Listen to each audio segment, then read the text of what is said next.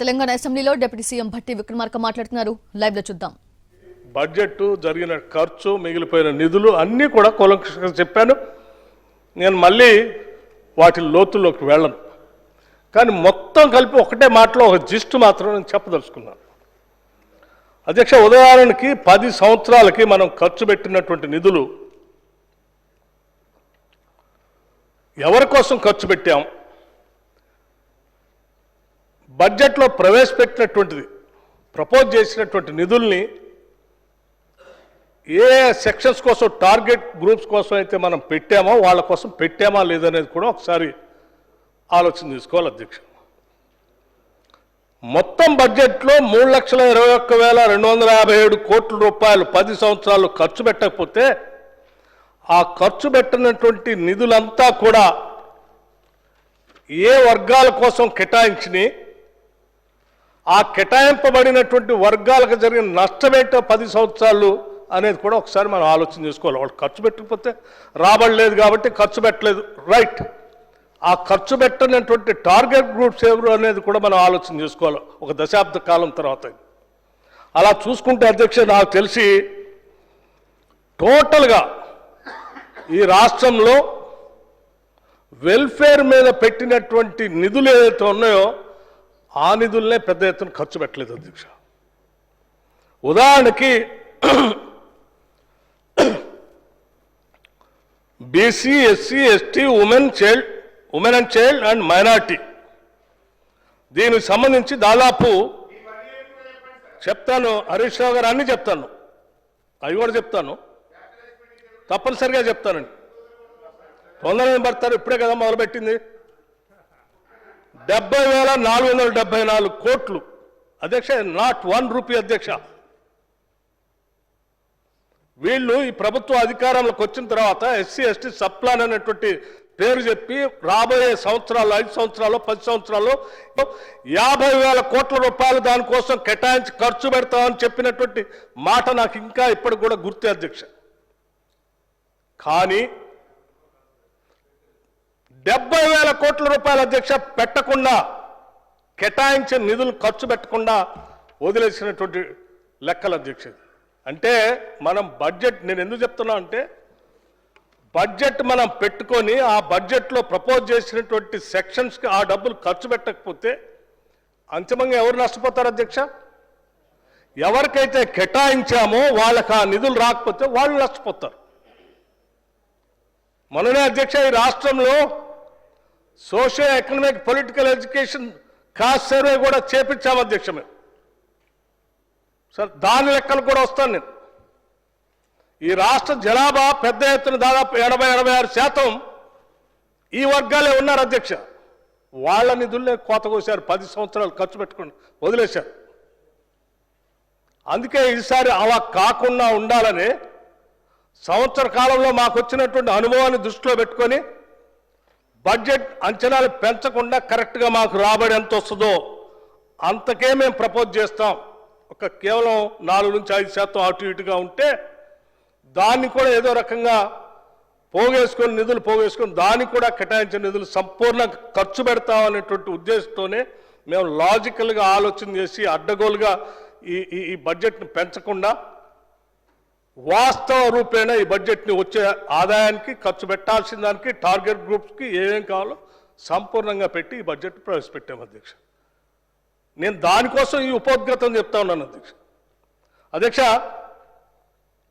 నేను ఒక్కొక్కళ్ళకి దేనికి ఎంత వారు ఈ సంవత్సరం కూడా చెప్పాలని అంటున్నారు అధ్యక్ష. నేను ఒక్కొక్క వెల్ఫేర్ శాఖకు సంబంధించి కూడా మీరు ఎంత ఖర్చు పెట్టలేదు కూడా చెప్తాను. నేను బీసీ వెల్ఫేర్కి సంబంధించి 13,320 కోట్లు అధ్యక్ష. మైనార్టీ వెల్ఫేర్కి సంబంధించి 3,542 కోట్లు అధ్యక్ష. ఎస్సీ వెల్ఫేర్కి సంబంధించి 42,034 కోట్లు, అంటే 55% ఖర్చు పెట్టలేదు అధ్యక్ష. ఇలా అన్ని శాఖలకు సంబంధించి 70,474 కోట్లు ఇలా వదిలేశారు అధ్యక్ష. ఇలా వదిలేస్తే మేము ఆలోచన చేసాము ఇలా చేయకూడదని. ఆలోచన చేసి చాలా పకడ్బందీగా పక్కాగా కార్యక్రమాలు చేయాలనేటువంటి ఆలోచనతో ఈ సంవత్సరం పెట్టినటువంటి ఖర్చులు కూడా బయటికి తీశాను. అధ్యక్ష, ఈ సంవత్సరం వచ్చినటువంటి రాబడి నేను మొన్న కూడా చెప్పాను, మళ్ళొకసారి చెప్తున్నాను వారికి. ఈ సంవత్సరం వచ్చినటువంటి రాబడి అట్లాగే గతంలో ఆ 3 నెలలకు వచ్చినటువంటి రాబడిని కూడా కలుపుకొని చెప్తా ఉన్నాను నేను. స్టేట్ ఓన్ రెవెన్యూ 1,58,789 కోట్లు, సెంట్రల్ ట్యాక్సెస్ అండ్ గ్రాంట్స్ కలిపి 50,034 కోట్లు, బారోయింగ్స్ 73,269 కోట్లు, మొత్తంగా 2,82,092 కోట్లు. అధ్యక్ష, వీటిలో శాలరీస్కి 80,106 కోట్లు, interest and repayments 88,564 crores, other schemes expenditure వచ్చేసి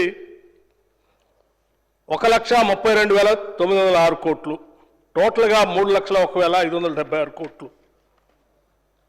వీటిల్లో మేము శాఖ వారిగా కూడా ఇచ్చాను అధ్యక్ష. నేను లెక్కలు ఎక్కడ కన్ఫ్యూజ్ లేకుండా ఉండటం కోసం శాలరీసు, ఇంట్రెస్ట్ రీపేమెంట్, 6 గ్యారంటీస్ మొత్తాన్ని కలిపి ఎంత కేటాయించింది చెప్పాను నేను, రుణమాఫీ కోసం ఎంత కేటాయించింది చెప్పాను, ఇన్సూరెన్స్ టు ఫార్మర్స్కి ఎంత కేటాయించింది చెప్పాను, పవర్ సబ్సిడీ కోసం ఎంత కేటాయించింది చెప్పాను, రైస్ సబ్సిడీ కోసం ఎంత కేటాయించింది చెప్పాను, స్కాలర్షిప్ డైట్ కోసం ఎంత పెట్టింది చెప్పాను, ఆర్టీసీ వాళ్ళ కోసం ఎంత పెట్టింది చెప్పాను. ఇట్లా మొత్తంగా 3,01,576 కోట్లకు సంబంధించి విడమర్చి పేజ్ వైజ్గా శాఖ వారిగా ఇచ్చాను అధ్యక్ష. పంపిస్తాను మీకు, నేను తప్పనిసరిగా ఈ కాగితం వారికి కూడా పంపిస్తాను అధ్యక్ష. ఇలా చేసిన వాటిలో అధ్యక్ష ఇవన్నీ నేరుగా వారి శాఖల అకౌంట్లోకి పోయే డబ్బులు అధ్యక్ష. ఉదాహరణకి శాలరీస్కి సంబంధించి 80,106 కోట్ల రూపాయలు రిలీజ్ చేస్తే నేరుగా ఎంప్లాయీస్ అకౌంట్స్లోకి వెళ్ళేటువంటి డబ్బులు అధ్యక్ష. ఇంట్రెస్ట్ రీపేమెంట్స్ ఆర్బీఐ నుంచి నేరుగా ఎవరికైతే డబ్బులు కట్టాలో వాళ్ళకి 88,564 కోట్లు వాళ్ళ అకౌంట్లోకి పోతాయి అధ్యక్ష. నేరుగా వాళ్ళ అకౌంట్లోకి పోతాయి ఆర్బీఐ నుంచి. 6 గ్యారంటీస్లో రైతు భరోసా సంబంధించి అందరికీ తెలుసు అధ్యక్ష, రైతుల అకౌంట్లోకి నేరుగా వెళ్ళిపోతాయి. చేయూత పథకం పెన్షన్స్ గురించి అధ్యక్ష 14,573 కోట్లు నేరుగా వారి అకౌంట్లోకి పోయే డబ్బులు అధ్యక్ష.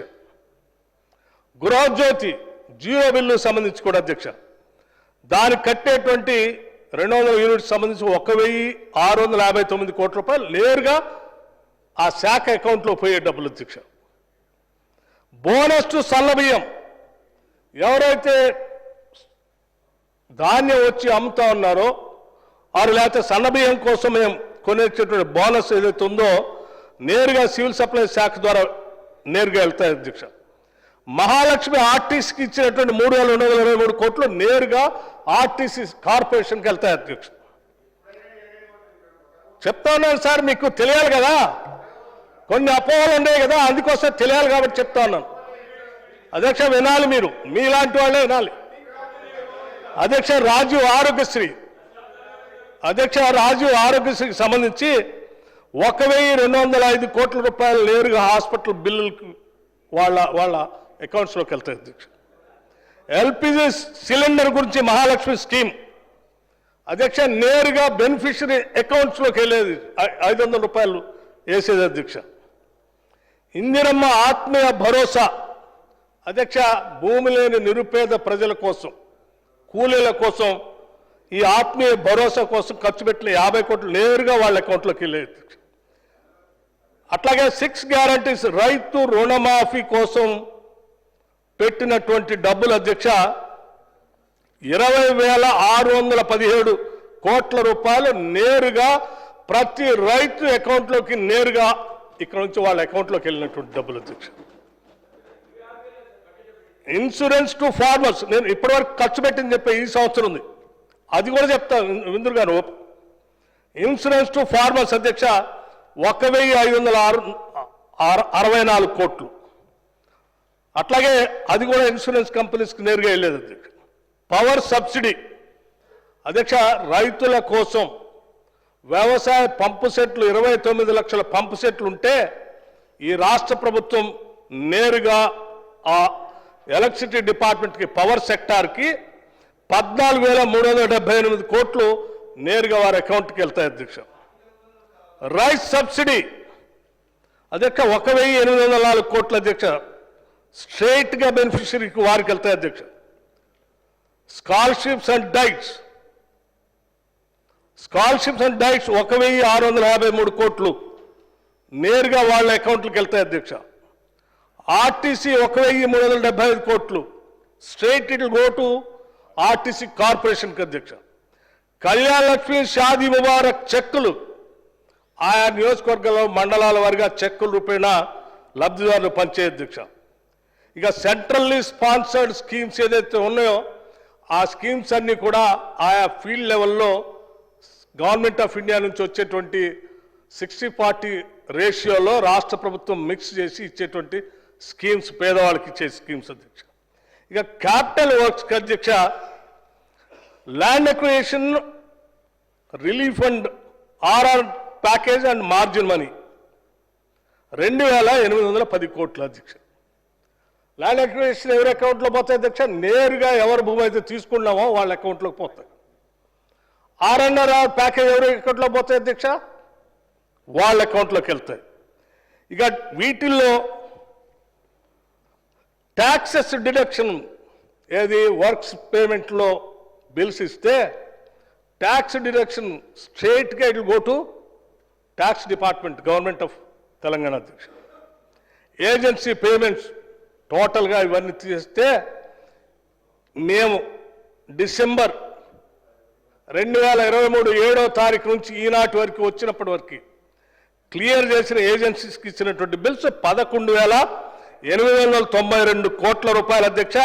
ఈ 11,892 కోట్ల రూపాయలు కూడా ఒకటి ఇరిగేషన్ డిపార్ట్మెంట్కి 7,587 కోట్లు, రోడ్స్ అండ్ బిల్డింగ్స్కి 1,582 కోట్లు, పంచాయతీరాజ్ అండ్ రూరల్ డెవలప్మెంట్కి 1,175 కోట్లు, medical and health and family welfare డిపార్ట్మెంట్కి 602 కోట్లు, ట్రైబల్ వెల్ఫేర్కి 306 కోట్లు, మున్సిపల్ అడ్మినిస్ట్రేషన్ అండ్ అర్బన్ డెవలప్మెంట్కి 236 కోట్లు, హోమ్ డిపార్ట్మెంట్కి 150 కోట్లు, సెకండరీ ఎడ్యుకేషన్ డిపార్ట్మెంట్కి 110 కోట్లు, అదర్ స్మాల్ డిపార్ట్మెంట్స్కి 141 కోట్లు, మొత్తంగా 11,892 కోట్ల రూపాయలు వేరే డిపార్ట్మెంట్స్కి పంచింది.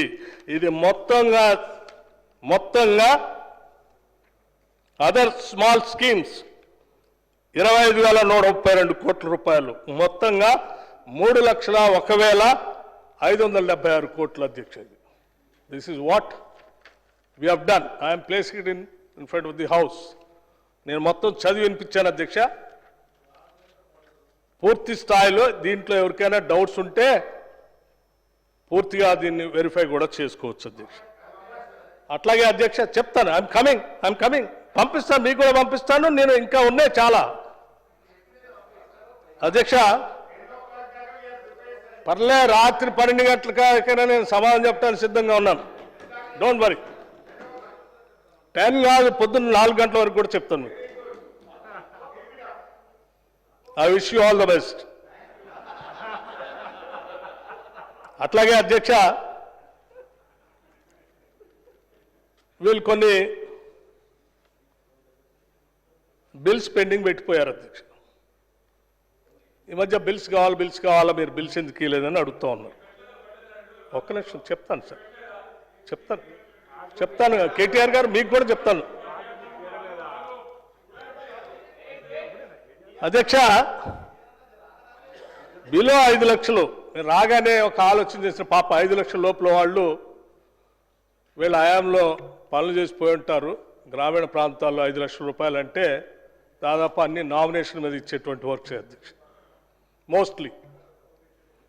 సరే, వాళ్ళు చిన్న వాళ్ళని ఇబ్బంది పెట్టడం అందుకని వీళ్ళు యాజ్ ఆన్ 4/12/2023కి బిల్స్ ఓన్లీ జనరేట్ అయ్యి వచ్చినాయి, ఇంకా రాని చాలా ఉన్నాయి, అవి కూడా చెప్తాను. 122 crores ఉంటే 194 crores నేను క్లియర్ చేశాను ఇప్పటికి. తర్వాత వచ్చి యాడ్ అయినగా అవి కూడా చెప్తాను. మీయే 5 to 10 lakhs అధ్యక్ష పెండింగ్ బిల్స్ 4/12/2023 కల్లా 86 వచ్చినాయి. వాటితో పాటు ఇంకా మళ్ళీ బిల్స్ వచ్చి యాడ్ అయితే 146 crores క్లియర్ చేశాం. 10 lakhs to 1 crore 749 4/12/2023 వరకు వచ్చుంటే ఆ తర్వాత మళ్ళీ జనరేట్ చేస్తే 916 crores చిన్న వాళ్ళందరికీ క్లియర్ చేసే మీ టైంలో 957 కోట్లు పెండింగ్ పెట్టిపోతే వాళ్ళందరూ పెండింగ్ అంటే ఇన్ ద సెన్స్ మీ టైంకి అప్పటికే బిల్స్ వస్తే కూడా మీరు ఇవ్వకుండా పోయినాయి. ఆల్రెడీ శాంక్షన్ చేసి పెట్టినవి చాలా ఉన్నాయి, అవి కూడా చెప్తాను. అవి ఆ తర్వాత వచ్చినాయి కూడా. ఇవి కూడా ఈ 1257 కోట్ల రూపాయలు కూడా మీరు శాంక్షన్ చేస్తే మీ హయాంలో చేసినటువంటి బిల్సే, మేము వచ్చి శాంక్షన్ చేసినవి కాదు.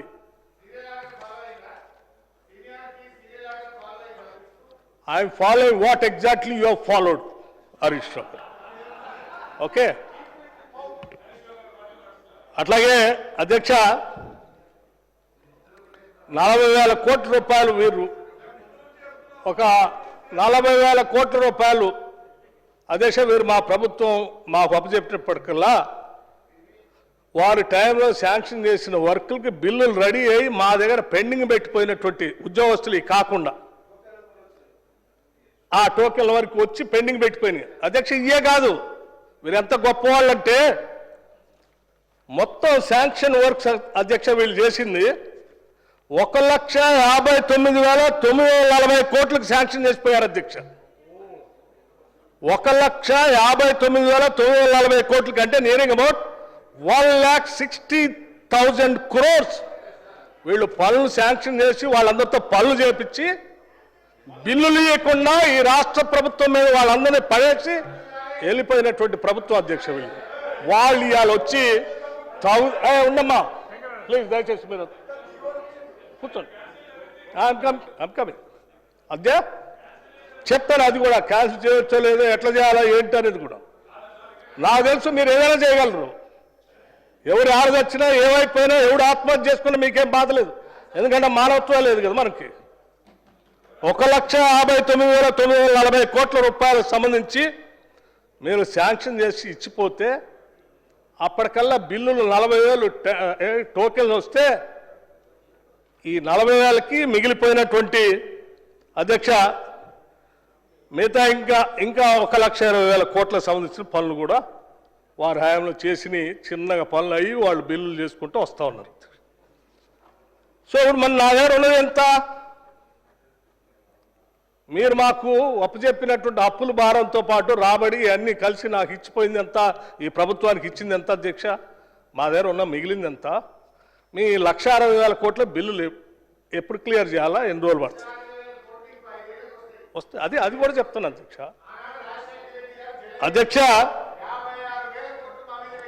అధ్యక్ష వీరు మహానుభావులు ఎంత గొప్పవాళ్ళంటే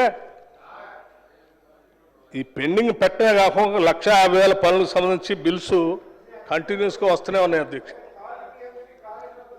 అధ్యక్ష నేను మీకు బడ్జెట్లో కూడా చెప్పాను, 2,60,60,000 సంబంధించి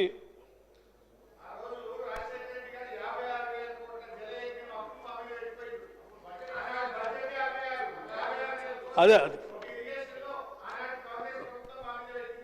అధ్యక్ష నా దగ్గర మిగిలింది ఎంత అనేది వీరికి సభకి రాష్ట్రానికి కూడా తెలియాలి అధ్యక్ష.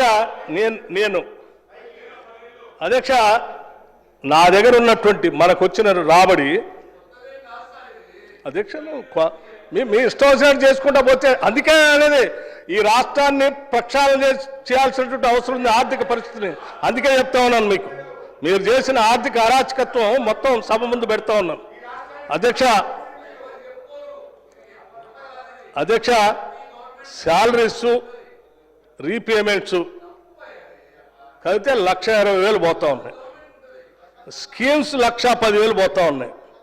అవి ఇవి కలిపితే 2,30,000 కోట్ల రూపాయలు శాలరీస్కి, అప్పులకి, స్కీమ్స్కి 2,30,000 కోట్ల రూపాయలు పోతే ఇక మన దగ్గర మిగిలి ఉన్నది నా ఆర్ఈ ప్రకారం, ఆ ఆర్ఈ ప్రకారం 2,60,000 60,000 అనుకుంటున్నాను నేను. ఈ పోతే ఈ 2,30,000 పోతే నా దగ్గర ఉండేది 30,000 కోట్లు.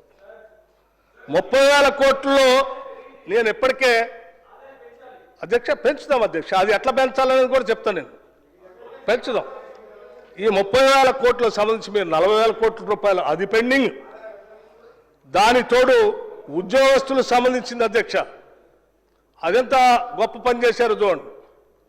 ఉద్యోగస్తులతో ఒక 5,000 కోట్లు పెండింగ్ పెట్టిపోయారు.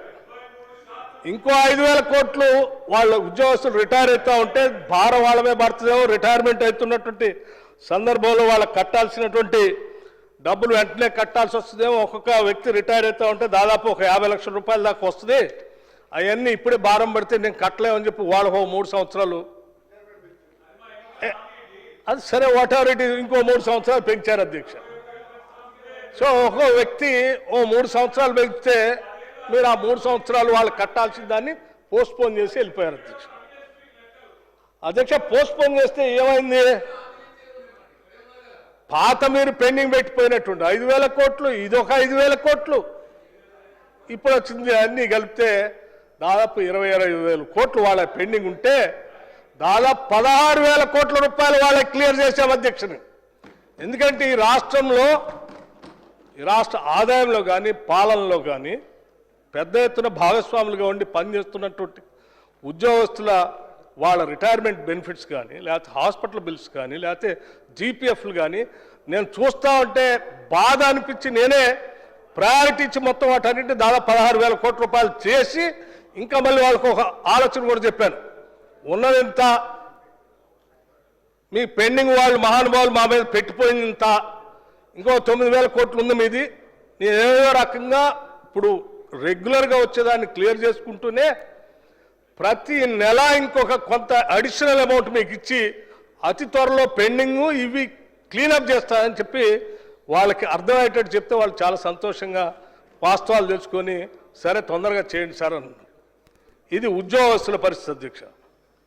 ఇక వీటన్నిటినీ ఇంత భారం వేసి మా మీద వెళ్తే కూడా సాధ్యమైనంత వరకు, ఇందాక వారు ఓ మాట చెప్పారు అధ్యక్ష, కేటీఆర్ గారు మాట్లాడుతూ అప్పులు లాంగ్ టర్మ్ తీసుకొచ్చాం మేము, చాలా గొప్ప పని చేసామని. అధ్యక్ష లాంగ్ టర్మ్ షార్ట్ టర్మ్ రెండు కూడా ఏంటి అధ్యక్ష? లాంగ్ టర్మ్ అని అంటే సరే ఆ ఎఫ్ఆర్బిఎంలో ఉన్న లోన్లని 10 ఏళ్ల తర్వాత నుంచి రీపేమెంట్ స్టార్ట్ అయ్యేటట్టుగా పెట్టారు. షార్ట్ టర్మ్ కూడా అట్లాగే ఉంటుంది. ఇప్పుడు ఏమైంది అధ్యక్ష? 10 ఏళ్ళు లక్షల కోట్ల అప్పు తీసుకొచ్చి అడ్డగోలుగా ఖర్చు పెట్టి వాటి కట్టే పని మా మీద వచ్చి వెళ్ళిపోయారు. 10 ఏళ్ల నుంచి అంటే 10th ఇయర్ నుంచి స్టార్ట్ అయిపోయింది మాకు రీపేమెంట్. అప్పులు తీసుకొచ్చి ఆనందించిందే వాడు. ఆ రోజు కూడా చెప్పాను నేను లెక్కలతో సహా, మీ టైం కల్లా ఏ సంవత్సరం ఎంత పెరుగుకుంటూ వస్తుంది అనేది కూడా చెప్పాను నేను అధ్యక్ష. చివరికి ఏం చేశారు అధ్యక్ష? ఆ భారం అంతా మా మీద వేసి పెండింగ్ బిల్లులు కాకుండా ఆ రీపేమెంట్కి సంబంధించి కూడా మా మీదనే వేసి పోతే కూడా ఇవాళ జాగ్రత్తగా రూపాయి పోగేసి అటు అప్పులు కడుతూ ఇటు పెండింగ్ బిల్స్ జాగ్రత్తగా క్లియర్ చేస్తూ భవిష్యత్తులో రాష్ట్రం మీద భారం పడకుండా వాస్తవ బడ్జెట్ దగ్గర తీసుకొని రావాలని అడ్డగోలుగా మీలాగా 20% పెంచకుండా బడ్జెట్ని జాగ్రత్తగా మేము ప్రజెంట్ చేసాం అధ్యక్ష. దాన్ని అభినందించాల్సింది పోయి వాళ్ళు ఇష్టం వచ్చినట్టు మాట్లాడుతూ ఉన్నారు అధ్యక్ష. అధ్యక్ష ఏమండి?